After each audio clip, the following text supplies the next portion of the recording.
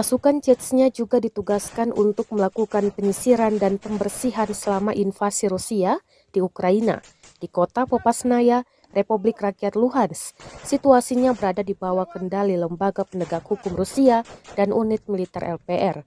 Terlepas dari perlawanan sengit Azov, tentara Chechnya dengan berani mengusir Azov dari rumah-rumah dan semua jenis struktur teknik yang dipersiapkan dengan baik untuk pertahanan yang panjang. Rekaman penyerangan menegangkan tersebut ramai beredar di Telegram pada Kamis 5 Mei 2022. Baku tembak sempat terjadi antara pasukan Chechnya dan Azov.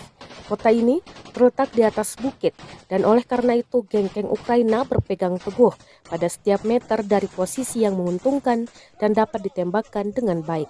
Tulis keterangan unggahan.